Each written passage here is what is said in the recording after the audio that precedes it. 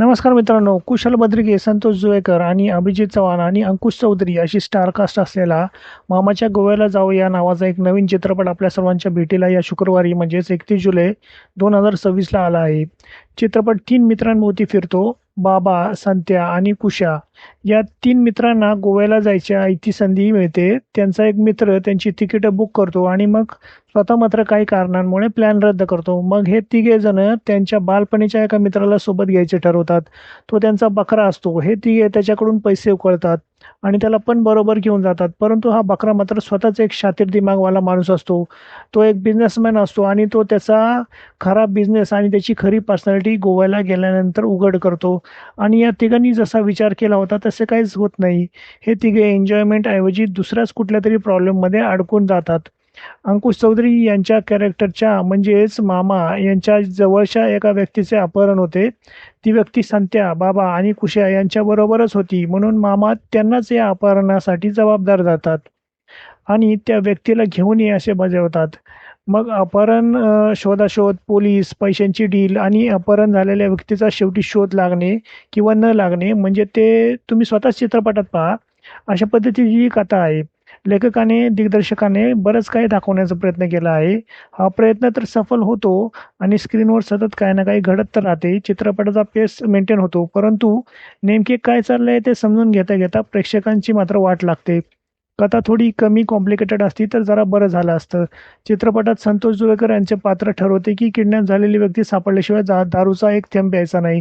मग कुशल बद्रिकेचं पात्र देखील तेच ठरवते.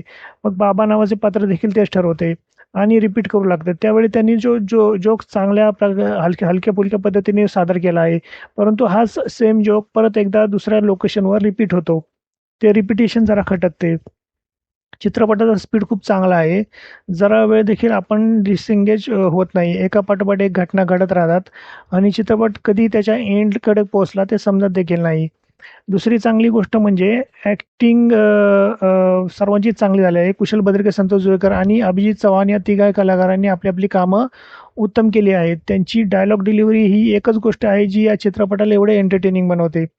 एका ठिकाणी हे तिघे मात्र सिरियस होऊन एकामेकाबरोबर भांडत असतात, तेव्हा ही तिन्ही पात्र खूपच सिरियस होऊन जातात. त्यावेळी त्यांनी ती सिरियस होऊन जो डायलॉग डिलिव्हरी जी केली आहे ती लक्षात राहील अशी आहे. या लोकांनी मारलेल्या पंचलाईन्स एकदम योग्य पद्धतीने लँड होतात. या चित्रपटाची कथा कदाचित अजिबात लक्षात राहणार नाही, परंतु प्रेक्षक व्यवस्थित हसून थिएटरबाहेर पडतात. एकदम पोट धरून असाल असे डायलॉग नसले तरी एकदम ओढून ताणून केलेले जोक्स देखील नाही. जेव्हा पण कुठला जोक होतो आपल्या चेहऱ्यावरती एक जेन्युइन हसू येतं, जे की जबरदस्ती जोक घडवून आणून मग हसायला भाग पडले अशा प्रकारचे नसतं. चित्रपटाचे हलके फुलके वातावरण शेवटपर्यंत कायम राहते. पैसे वाया गेले असे तर नक्कीच वाटणार नाही.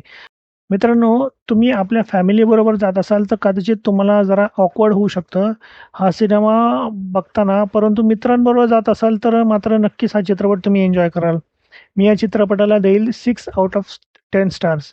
तर मित्रांनो, हा होता मामाच्या गोव्याला जाऊ या चित्रपटाचा रिव्ह्यू. आवडला असेल तर व्हिडिओला एक लाईक द्या.